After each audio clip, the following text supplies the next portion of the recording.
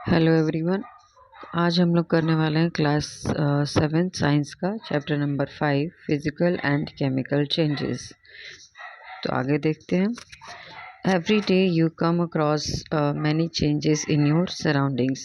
देखते हैं कि आपके चारों तरफ डेली कुछ ना कुछ बहुत सारे ऐसे चेंजेस होते हैं जिसको आप नोटिस कर सकते हैं। दीज चेंजेस में involve one or more substance, और इन चेंजेस में एक या एक से अधिक सबस्टांसेस इन्वॉल्व होते हैं। जैसे कि मान लीजिए your mother may ask you to dissolve sugar in water to make a cold drink. अगर आप शुगर को पानी में डिज़ोल्व करते हैं, making a sugar solution is a change. और एक शुगर सोल्यूशन का बनना क्या है, एक चेंज को दिखाता है। इसी तरह से दही से मिल्क से कर्ड का बनना, ये भी एक तरह का चेंज है। तो sometime milk becomes showering of milk is a change. और दूध का खट्टा होना भी क्या है, एक तरह से चेंज ही है। Stretched rubber band also represent a change.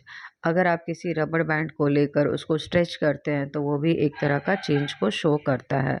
Make a list of 10 changes you have noticed around you. और इसी तरह से 10 ऐसे चेंजेस का आपको लिस्ट बनाना है जो कि आप अपने चारों तरफ नोटिस करते हैं। In this chapter, we shall perform some activities and study the nature of these changes. Broadly, these changes are of two kinds, physical and chemical. तो इस चैप्टर में हम चेंजेस के बारे में पढ़ेंगे। Study the nature of this, और इन changes का नेचर क्या होता है। मेनली जो चेंज होता है वो दो तरह का होता है।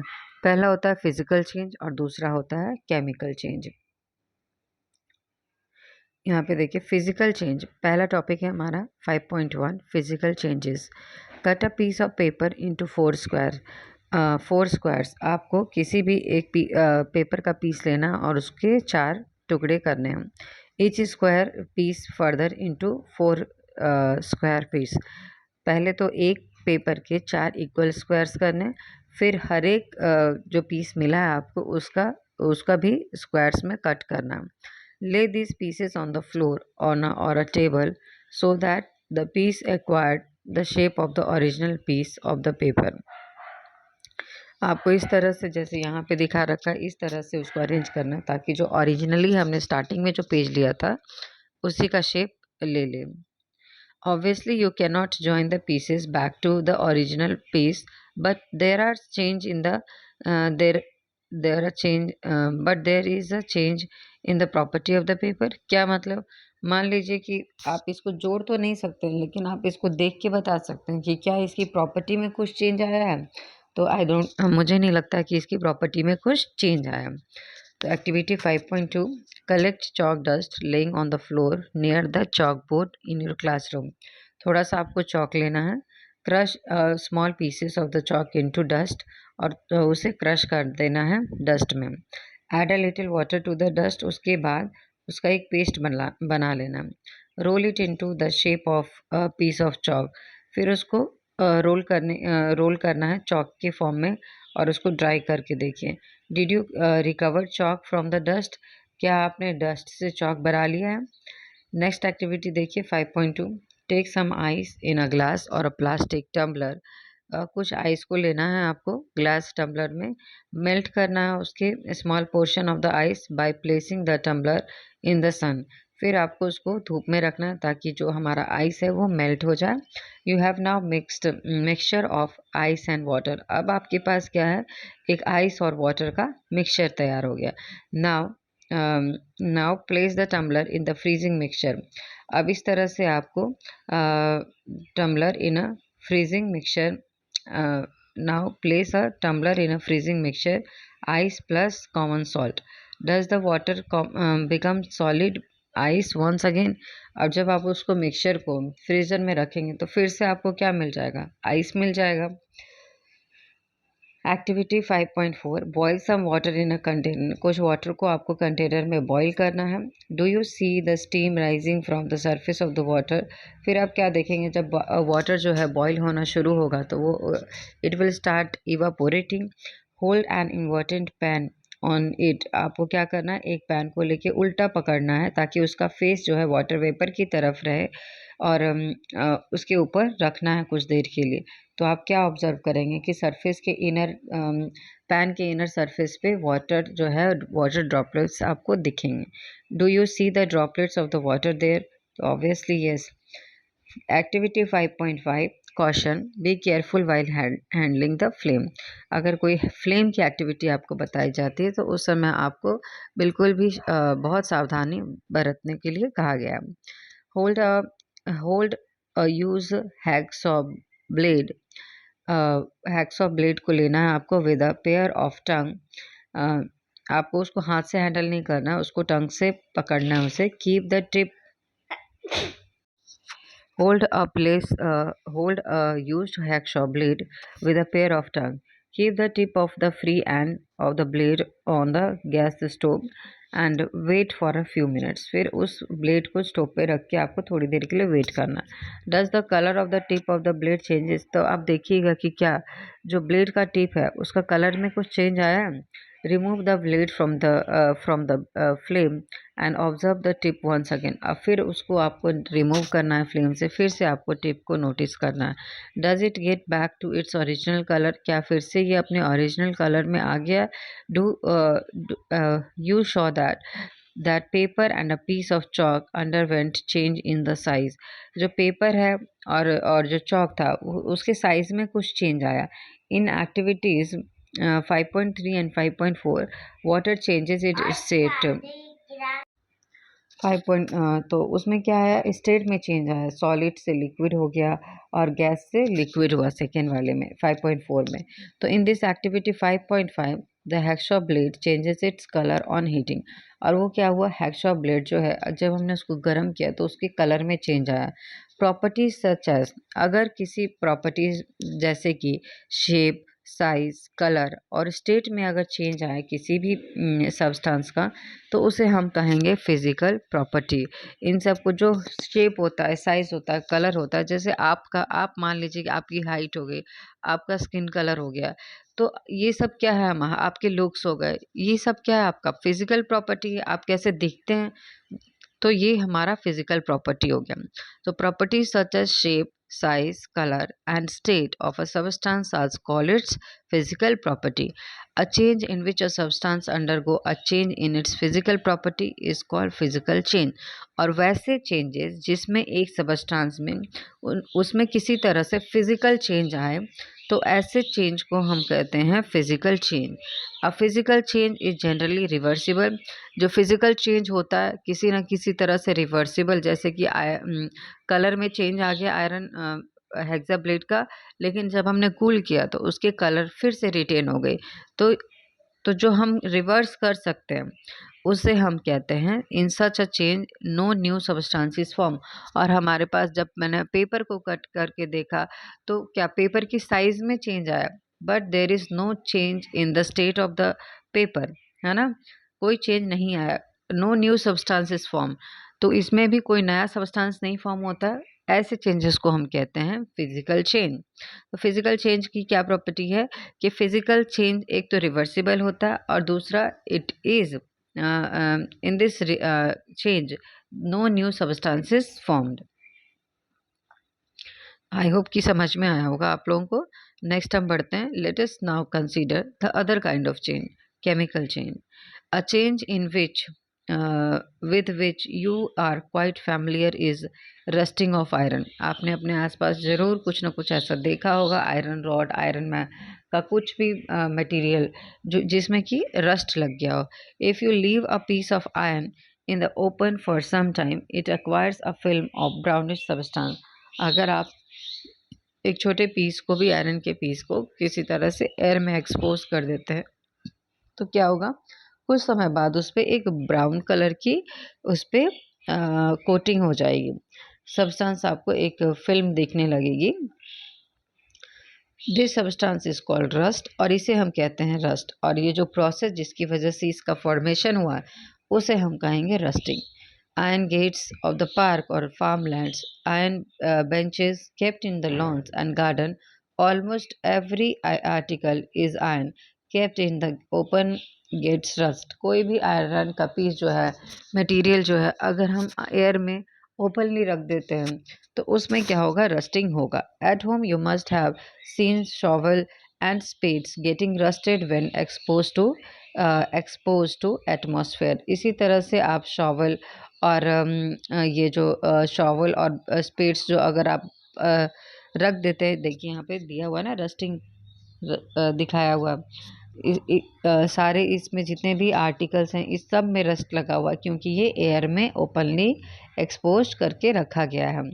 तो atmosphere for some time in this in the kitchen a wet iron pan, तवा जो है often get rusted if it is left in the state for some times. अगर आप तवा को भी मॉइस्चर उस पर थोड़ा सा, अगर मान लीजिए कोई भी आपके पास किचन में भी आयरन का कोई भी यूटेंसिल है, तो आप उसको ऐसे वॉश करके और उसमें थोड़ा पानी छोड़ देंगे तो कुछ समय बाद आपको दिखेगा कि उस पर रस्ट लग गया है। तो रस्ट इज़ नॉट आयरन। जो रस्ट है वो आयरन का फॉर्म नहीं है, it is different from iron in on which it get deposited. ये रस्ट जो है आयरन का फॉर्म नहीं है, लेकिन ये आयरन पे ही फॉर्म इसका डिपोजिशन होता है। Let us consider a few more changes where a new substance are formed. और भी हम देखते हैं कि और कहाँ कहाँ हमारे पास नया सब्सटेंस फॉर्मेशन होता है। It is dangerous to look for a long at the burning magnesium ribbon. Magnesium ribbon के ऊपर लॉन्ग टाइम के लिए देखना हमारी आइज़ के लिए अच्छा नहीं होगा। The teacher should advise children not to stare at the burning ribbon. फिर यहाँ पे देखिए आगे बढ़ते हैं। Let get a small piece of thin strip और रिबन ऑफ मैग्नीशियम। एक स्ट्रिप लेनी है हमें मैग्नीशियम की। क्लीन द टिप, टिप को क्लीन करना है with the sand paper, sand paper से रब करके उसको क्लीन कर लेना। Bring the tip near the candle flame. अब उसके बाद कैंडल फ्लेम के नियर उस टिप को लाना है। It burns with brilliant white light. अब वो आपको बिल्कुल ब्रिलियंट चमकीला एकदम वाइट लाइट देगा। When it is completely burn it live behind powdery ash. और जब वो जल जाएगा पूरा तो आपके पास क्या होगा, आपको वो पाउडरी ऐश में चेंज हो जाएगा। Does the ash look like the magnesium. अब आप कंपेयर कीजिए जो आपने स्टार्टिंग में मैग्नीशियम रिबन लिया था और जो ऐश है, क्या वो एक जैसे दिख रहे हैं। The change can be represented by following equation. तो यहाँ पे देखिए इक्वेशन दिया हुआ, मैग्नीशियम प्लस ऑक्सीजन, क्योंकि बर्निंग के लिए ऑक्सीजन ज़रूरी है, इसीलिए मैग्नीशियम का रिएक्शन किसके साथ हुआ, मैग्नीशियम रिबन का ऑक्सीजन के साथ। तो Mg, हमने मैग्नीशियम को Mg से रिप्रेजेंट किया और ऑक्सीजन के एक मॉलिक्यूल को लिया O2। हमें क्या मिलेगा, मैग्नीशियम ऑक्साइड यानी MgO मिलेगा हमें।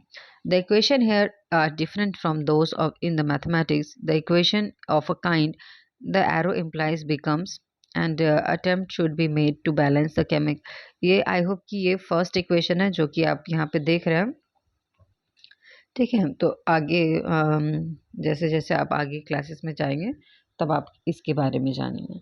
Collect the ash and mix it with some amount. जो आपके पास मैग्नीशियम का ऐश है उसको कुछ वाटर में मिक्स करना।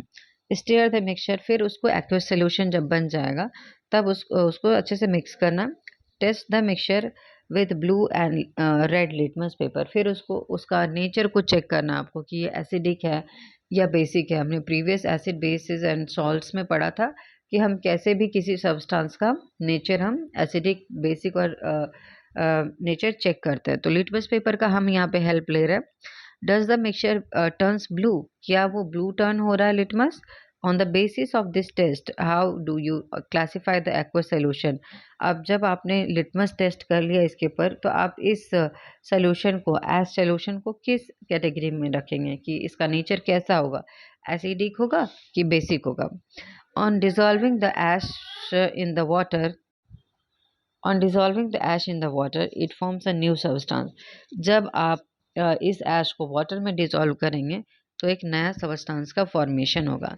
This change can be written in the form of following equation. और ये जो चेंज है इस इक्वेशन की फॉर्म में लिखा जा सकता है कि जब आप इसमें भी वाटर को ऐड करेंगे तो आपको क्या मिलेगा। तो MgO का फॉर्मेशन हुआ था जब हमने मैग्नीशियम ऑक्साइड का फॉर्मेशन हुआ था जब हमने क्या किया था, मैग्नीशियम को रिबन को बर्न किया था। तो MgO है हमारे पास, उसमें हम ऐड करेंगे वाटर H2O, फिर हमें मिलेगा क्या, मैग्नीशियम हाइड्रो ऑक्साइड मिलेगा। उसका रिप्रेजेंटेशन कैसे करेंगे, MgOH2। ठीक है, आप देख लीजिए यहाँ पे कैसे रिप्रेजेंट करेंगे। As you have already learn in chapter 4, magnesium hydroxide is a base. Magnesium hydroxide क्या है, बेस है। सो magnesium oxide is a new substance formed on burning of magnesium। यानी हमें जब हमने मैग्नीशियम रिबन को बर्न किया तो जो नया सब्सटेंस हमें मिला वो है मैग्नीशियम ऑक्साइड। ठीक है, magnesium oxide hydroxide is another new substance form by mixing magnesium oxide with water. और जब हमने मैग्नीशियम ऑक्साइड में भी वाटर को ऐड कर दिया तो हमें एक और नया सब्सटेंस मिल गया, मैग्नीशियम हाइड्रोक्साइड। ठीक है, अब नेक्स्ट देख लेते हैं activity 5.7 to be demonstrated by a teacher. ठीक है, dissolve about a teaspoon of copper sulphate.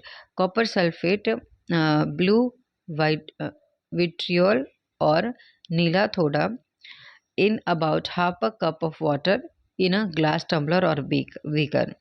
Dissolve some teaspoonful of, यानी कॉपर सल्फेट को आपको about half a cup of water, एक टीस्पून फुल क्या लेना है, हमें कॉपर सल्फेट लेना है, उसको हाफ कप ऑफ वाटर में डिजॉल्व करना है। ठीक है, किसी टम्बलर में या बीकर में। Add a few drop of dilute sulphuric acid to the solution. उसके बाद उसमें हमें डाइल्यूट सल्फ्यूरिक एसिड H2SO4 को ऐड करना है। You should get a blue coloured solution. तो हमें क्या मिलेगा, एक ब्लू कलर का सोल्यूशन मिलेगा। टेस्ट ट्यूब और small save a small sample of solution in a test tube or a small glass bottle। यानी इस सैंपल का हमें थोड़ा सा सेव करके अलग रखना है। ड्रॉप अ नेल और अ used shaving blade into the remaining solution. और बाकी क्या करना है, कोई एक आयरन का नेल या फिर ब्लेड उसमें डाल देना जो हमारे पास बीकर में जो solution. Wait for half an hour or so, आधे घंटे के लिए आप वेट करिए। Observe the colour of the solution. उसके बाद सोल्यूशन का कलर को ऑब्जर्व करिए कि कैसा दिख रहा है। Compare it with the colour of the sample solution saved separately. फिर इसके कलर को क्या करना है कि उसको जो आपने थोड़ा सा अलग से सेव करके रखा था उसके साथ कंपेयर करके देखिए। Do you see any change in the colour, क्या आप कलर में चेंज कुछ पाएंगे। यहाँ पे देखिए, जब यहाँ पे ओरिजिनली कॉपर सल्फेट का जो कलर है ब्लू है, जब हमने इसमें ब्लेड को डाल के रखा आधे घंटे के लिए तो कॉपर सल्फेट सोल्यूशन का जो हमारे पास जो सोल्यूशन है उसका कलर कैसा हो गया, उसका कलर ग्रीन हो गया, ग्रीनिश हो गया। तो उसमें क्या हो गया, आयरन, ये क्या बन गया, अब ये सोल्यूशन आयरन सल्फेट बन गया है। टेक अ स्मॉल नेल और a blade, it has change in any way the या फिर टेक आउट द नेल, या फिर वो देखिए कि जो आपने नील या फिर ब्लेड दागा उसमें उसके कलर में कोई चेंज आया। The change that you notice are due to the reaction between, जो चेंज आया है वो क्यों आया है, क्योंकि कॉपर सल्फेट का जो रिएक्शन है वो आयरन के साथ हुआ है। The change of color of the solution from blue to green is due to the formation of iron sulfate और न्यू सबस्टांस। जो चेंज आया कलर का उसमें क्यों आया, क्योंकि इसमें कॉपर सल्फेट में जो आयरन है उसने कॉपर को रिप्लेस करके आयरन सल्फेट बना लिया है और इसीलिए इसके कलर में चेंज आया है और एक नए सबस्टांस का फॉर्मेशन हुआ है। The brown deposit on the nail is copper, और जो ये ब्राउन डिपॉजिट हो गया नेल के ऊपर वो क्या हो गया, कॉपर का डिपोजिशन हो गया है। Now we can write the reaction. हमने रिएक्शन लिखा कैसे, कॉपर सल्फेट सोल्यूशन जो कि ब्लू कलर का था उसका रिएक्शन हुआ आयरन के साथ, हमें क्या मिला, आयरन सल्फेट सोल्यूशन जो कि ग्रीन कलर हो गया, और जो कॉपर था कॉपर सल्फेट में वो क्या हो गया, ब्लेड के ऊपर डिपॉजिट हो गया और ब्राउन डिपॉजिट दिख रहा है हमें। Activity 5.8, take about a teaspoon of a teaspoonful of vinegar in a test tube में हमें 1 चम्मच विनेगर को लेना है। Add a pinch of baking soda, फिर उसके ऊपर क्या डालना है, बेकिंग सोडा को डालना है उसके ऊपर। You would hear a hissing sound आपको सुनाई देगी and see the bubbles of the gas coming out, और उसमें से बबल्स आएंगे। Pass this gas through freshly prepared lime water. अब इस गैस को जो बबल जो निकला है उस गैस को, वो जो गैस उसमें से निकल रही है उसको हमें क्या करना है, पास करना है लाइम वाटर से। तो व्हाट विल हैपन, क्या आप दिखेगा, the change of the test tube is a following, vinegar acetic acid है प्लस बेकिंग सोडा हमने उसमें डाला यानी सोडियम हाइड्रोजन कार्बोनेट। हमें क्या मिलेगा, उसमें से हिसिंग साउंड वहाँ पे आ रहा है, इसका मतलब कि वहाँ पे कार्बन डाइऑक्साइड ऑक्साइड का प्रेजेंस है। तो यहाँ पे मिलेगा हमें carbon dioxide plus other substance. The reaction between carbon dioxide and lime water, फिर जो है कार्बन डाइऑक्साइड का जो रिएक्शन होगा लाइम वाटर के साथ वो यहाँ पे रिप्रेजेंट होगा। तो कार्बन डाइऑक्साइड यानी CO2 प्लस लाइम वाटर यानी CaOH2, तो हमें क्या मिलेगा, कैल्शियम कार्बोनेट मिलेगा प्लस वाटर मिलेगा इस रिएक्शन से। तो कैल्शियम कार्बोनेट यानी CaCO3 प्लस H2O। यहाँ पे टेस्ट ट्यूब में आप देख सकते हैं कि हमने vinegar plus baking soda add किया, जो टेस्ट ट्यूब हमारे पास लेफ्ट साइड में है। तो हमें क्या मिलेगा, लाइम वाटर, और उसमें हमने क्या पास किया, सेकेंड टेस्ट ट्यूब में कार्बन डाइऑक्साइड को पास किया लाइम वाटर में। ठीक है, तो वही दिखाया गया यहाँ पे। When carbon dioxide is pass through lime water calcium carbonate is form. ठीक है, जब कार्बन डाइऑक्साइड को लाइम वाटर से पास किया जाएगा तो हमारे पास कैल्शियम कार्बोनेट का फॉर्मेशन होगा which make the lime water milky, जो कि लाइम वाटर को मिल्की बना देगा। ये बहुत ही इंपॉर्टेंट पॉइंट है, लाइम वाटर का जो ये रिएक्शन जो है हमारे पास कार्बन डाइऑक्साइड का लाइम वाटर के साथ, तो इसको याद ध्यान में रखना आपको।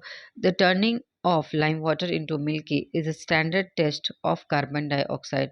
ये जो मिल्की जो हो जा रहा है लाइम वाटर, वो बिल्कुल ये जो कार्बन डाइऑक्साइड के प्रेजेंस का स्टैंडर्ड टेस्ट है, ये कार्बन डाइऑक्साइड के प्रेजेंस को वेरीफाई करता है।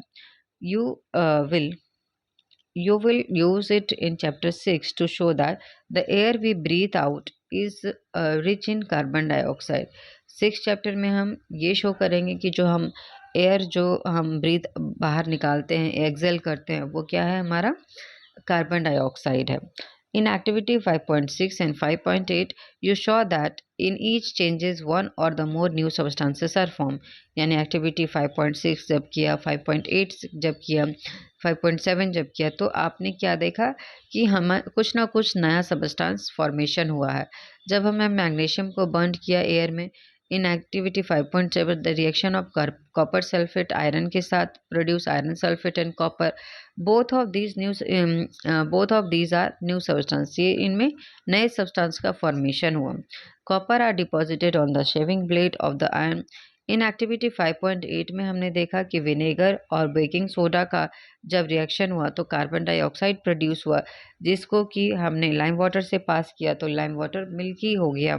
तो can you name the new substance formed in this reaction. हमें पता है कि क्या फॉर्मेशन हुआ था, कैल्शियम कार्बोनेट का फॉर्मेशन हुआ था। तो अ change in which one or more new substance are formed is called a chemical change. इसीलिए हम कहते हैं कि कोई भी रिएक्शन, कोई भी चेंज जिसमें कि ऐसा चेंज जिसमें कि एक नए सब्सटेंस का फॉर्मेशन हो जाए, ऐसे चेंज को हम कहते हैं chemical change. A chemical change is also called chemical reaction, और जो केमिकल चेंज होता है उसे हम केमिकल रिएक्शन भी कहते हैं। Chemical change are very important in our lifes. जो केमिकल चेंज होता है वो हमारे लाइफ में बहुत ही ज़्यादा इंपॉर्टेंट होता है। All the new substance are formed as a result of chemical changes. जितने भी नए सब्सटेंस का फॉर्मेशन होता है वो कहीं ना कहीं केमिकल चेंज की वजह से होता है, जैसे कि digestion of the food, ripening of the fruits, fermentation of the grapes happen due to the series of chemical changes. जो मेडिसिन है medicine in the is the end product of a chain of the chemical reaction. Useful new material such as नए useful material बनते हैं जैसे कि plastic, plastic and detergents are produced by chemical reaction. Instead, every new material is discovered by studying chemical chain. और जो भी नया substance हमें फॉर्म होके मिला है वो हर कहीं ना कहीं केमिकल चेंज की वजह से मिला है. We have seen that one or more new substances are produced in a chemical chain in addition to new products. The following may accompany the chemical changes. Heat, light, or any other radiation may be given off or absorbed. यानी जब भी chemical change होता है तो क्या क्या होता है, या तो उसमें से हीट निकलेगा या हीट एब्जॉर्ब करेगा, ठीक है, मे बी गिवन और एब्जॉर्ब्ड, या लाइट निकलेगी या लाइट एब्जॉर्ब करेगा, रेडिएशन निकलेगी उसमें से या रेडिएशन को एब्जॉर्ब करेगा. साउंड में भी प्रोड्यूस, जैसे आपने कार्बन डाइऑक्साइड के केस में देखा था हीसिंग साउंड आ रहा है. जब हमने विनेगर और उसमें बेकिंग सोडा को ऐड किया था तो क्या हीसिंग साउंड आ रही थी हमें. तो साउंड में भी produced. A change in smell may take place और a new smell may be given off. यानी एक नई आपको उसमें से किसी तरह की स्मेल आ सकती है. अ कलर चेंज में टेक प्लेस, उसके कलर में कुछ चेंज आ सकता है, गैस का फॉर्मेशन हो सकता है. तो let us to look at some examples.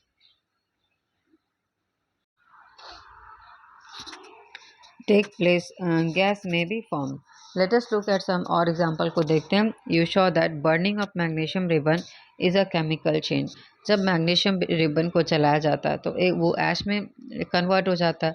तो यहाँ पे क्या है, एक केमिकल चेंज है. बर्निंग ऑफ कोल, कोयले का जलना. वुड लीव्स का, वुड और leaves is also burning of coal, यानी कोयले का, वुड का, लीव्स का जलना भी क्या है, एक केमिकल चेंज है. In fact burning of any substance is a chemical change. कोई भी चीज़ जल रही है तो वो क्या हो जाएगा, उसके स्टेट में चेंज आ जाएगा, ठीक है, उसका फिजिकल सॉरी उसका क्या हो जाएगा, अपीयरेंस चेंज हो जाएगा. तो इसमें क्या होता है कि सॉरी इनफैक्ट बर्निंग उसकी प्रॉपर्टीज़ ही पूरी तरह से चेंज हो जाएगी. तो ऐसे चेंजेस को हम क्या कहते हैं, केमिकल चेंज कहते हैं. Burning is always accompanied by production of heat. और जब जलता है कोई चीज़ बर्न होती है तो उसमें से हीट प्रोड्यूस होती है. It is obvious.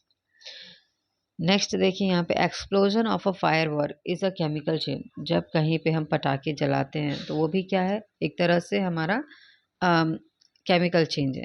You know that such an explosion produce. और इस तरह से अगर हम एक्सप्लोजन होता है किसी तरह का तो हम उसमें क्या निकलता है, उसमें से हीट निकलती, लाइट निकलती, साउंड निकलता और अनप्लीजेंट गैस निकलती है.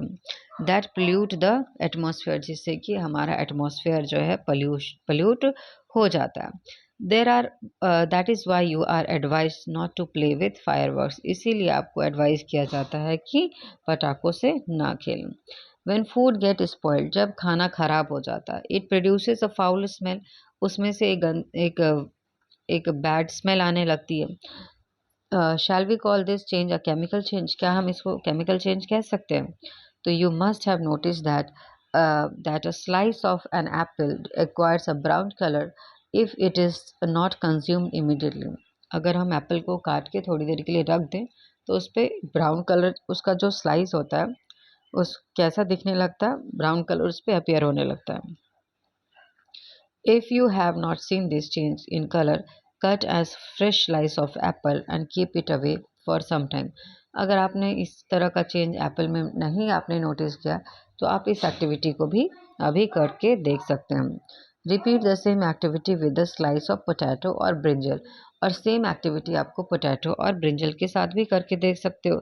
The change of the colour in its case is due to the formation of new substance. उसके स्लाइस के ऊपर कलर क्यों चेंज हुआ, क्योंकि वहाँ पे एक नया सबस्टांस का फॉर्मेशन हुआ है. Are not the changes chemical change. क्या ये चेंजेस केमिकल चेंज नहीं है. तो you neutralize an acid with a base. Chapter 4 में हमने पढ़ा था कि जब हम किसी एसिड को बेस के साथ रिएक्ट करते हैं तो वो क्या होता है, वहाँ पे न्यूट्रलाइजेशन होता है. It is neutralization a chemical change. और जब न्यूट्रलाइजेशन होता है या फिर सॉल्ट का फॉर्मेशन होता है तो क्या वो एक केमिकल चेंज नहीं है. अब यहाँ पे देखिए ब्लू बॉक्स में क्या दिया हुआ, a protective shield. You must have heard that ozone layer in our atmosphere. Ozone layer के बारे में तो आप लोगों ने सुना होगा. क्या ये हमें क्या करता है, अल्ट्रा वायलेंट रेडिएशन जो सन से निकलती है उससे हमें प्रोटेक्ट करके रखता है। Ozone absorbs this radiation and break down to oxygen. तो जब ये जो अल्ट्रा वायलेंट रे जो सन से आ रही है तो उसको क्या करता है, ओजोन जो लेयर है वो अपने में एब्जॉर्ब कर लेता है और उसको ऑक्सीजन में कन्वर्ट कर देता है। तो can we call the breaking down of ozone a chemical change. जब हमने ओजोन का ब्रेक डाउन किया, जैसे O3 से O प्लस O2 में हुआ, तो क्या ये एक तरह का केमिकल चेंज है? तो if ultra violent radiation are not absorb by ozone, अगर ये अल्ट्रा वायलेट रेडिएशन अगर ओजोन एब्जॉर्ब नहीं करेगा तो it will would reach the earth surface, और ये अर्थ सरफेस पे आ जाएगा और बहुत सारे जो है हार्मफुल, ये हमारे लिए हार्मफुल होगा, लिविंग बींग्स के लिए हार्मफुल होगा। Ozone act as a natural shield against this radiation, और ये जो ओजोन लेयर है वो हमारा एक तरह से नेचुरल शील्ड है जो कि हमें अल्ट्रा वायलेंट रेडिएशन से बचा के रखता है या फिर प्रोटेक्ट करता है, इसीलिए ये हमारा प्रोटेक्टिव शील्ड कहलाता है। ठीक है, अब यहाँ पे देखिए नेक्स्ट टॉपिक है rusting of iron. Let us get back to rusting. अब रस्टिंग पे फिर से आ जाते हैं, स्टार्टिंग में हमने थोड़ा सा जाना था, अब फिर से देखते हैं कि रस्टिंग के बारे में क्या कहा जा रहा। तो this one change that affect the iron article and slowly destroy them. जब किसी लोहे पे जंग लग जाती है तो वो जो जंग है वो आयरन को पूरी रस्ट जो है आयरन को पूरी तरह से ख़त्म कर देता है, डिस्ट्रॉय कर देता है, बर्बाद कर देता है। Since iron is used in making bridges, bridge बनते हैं भाई, शिप बनते हैं, car, truck, bodies and other material, other articles, इतने सारे आर्टिकल्स जो हमारे आसपास व्हीकल, इन सब में आयरन का यूज़ किया जाता है। The monetary loss due to rusting is use.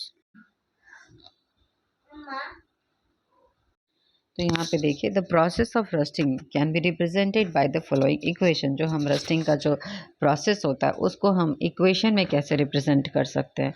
तो पहले हमारे पास क्या है, आयरन का आर्टिकल है तो Fe हमने लिख लिया उसको, प्लस उसका रिएक्शन किसके साथ होगा, एटमॉस्फेयर में जो ऑक्सीजन प्रेजेंट है, ऑक्सीजन का जो मॉलिक्यूल प्रेजेंट है उसके साथ होगा, प्लस उसके बाद वाटर भी होता है वहाँ पे, क्योंकि हमारे एटमॉस्फेयर में हमें पता है कि वाटर ड्रॉपलेट्स भी प्रेजेंट होता है।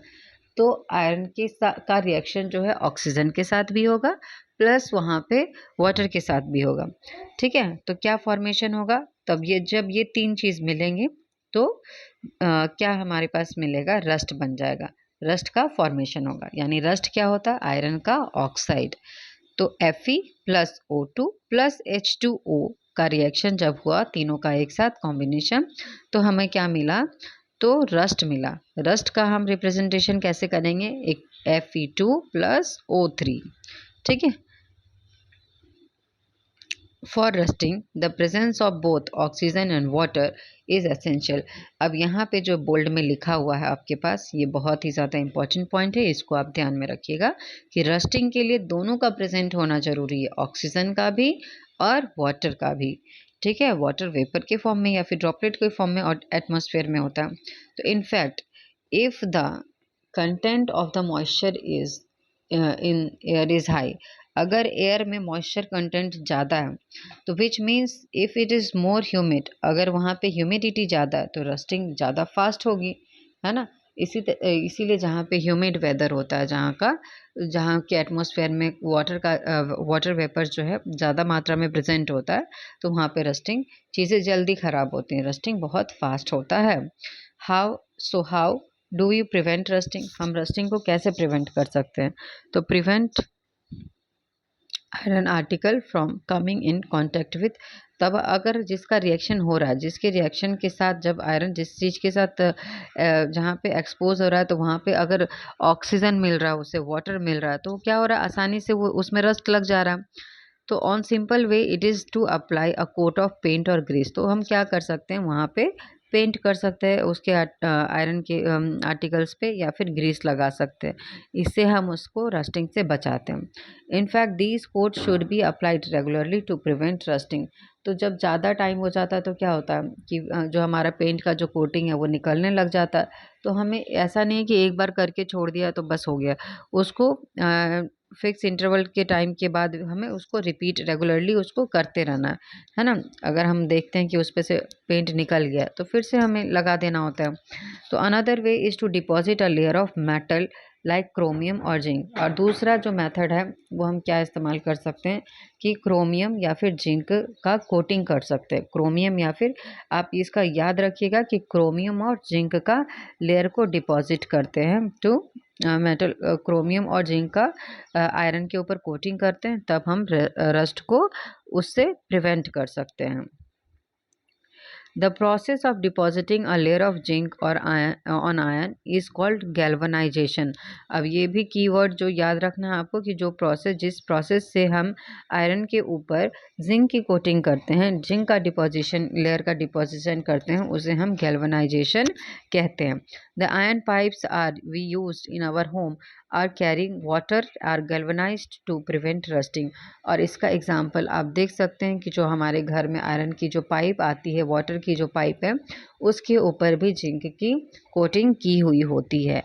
You know that ships are made from iron and a part of them remains under water. इतनी बड़ी शिप्स होती हैं, वो तो पानी में ही रहती हैं, पानी में ही चलती हैं, और वो पूरी आयरन से बनी होती है।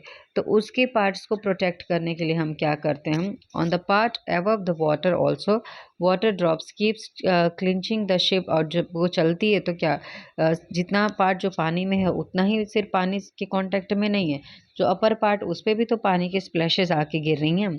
तो the ship outer surface more over the water of the she contain many salt. अब हमें पता है कि सी वाटर में क्या होता है, सॉल्ट प्रेजेंट होता है, सॉल्ट की कंटेंट ज़्यादा होती है उसमें। The salt water makes the process of rust formation faster. और सॉल्ट वाटर जो है वो फास्टर कर देता है, रस्ट को फास्टर कर देता है, उससे रस्टिंग और ज़्यादा जल्दी होने लगती है। Therefore ships suffer a lot of damage from rusting in spite of being painted. और इसीलिए जो है शिप्स बहुत ज़्यादा रस्टिंग को फेस करते हैं, तब जबकि उस पर पेंटेड सब कुछ हम उसको प्रोटेक्ट भी करके रखते हैं, तभी भी हम उसको नहीं बचा पाते हैं। So much so that a fraction of sheep iron had to be replaced every year। इसीलिए कुछ ना कुछ फ्रैक्शन जो है, कुछ ना कुछ पार्ट जो है शिप का, हर साल उसको रिप्लेस करना पड़ता है। तो can you imagine the monetary loss to the world. तो मतलब इससे क्या हो रहा है, एक तरह से लॉस हो रहा है, इकोनॉमिकल लॉस या फिर मॉनेटरी लॉस हो रहा है यहाँ पे। Stainless steel is made by mixing iron with carbon and metal like chromium निकल and magnesium.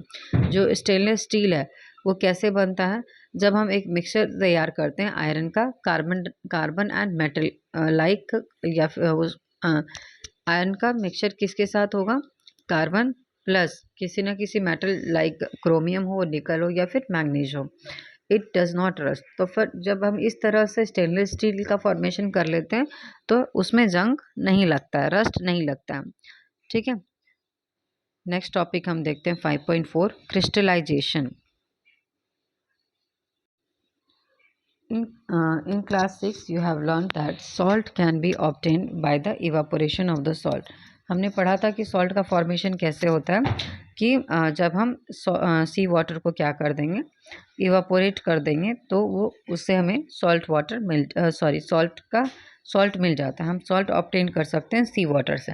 The salt is obtain in this manner is not pure and the shape of its crystals can not be seen clearly.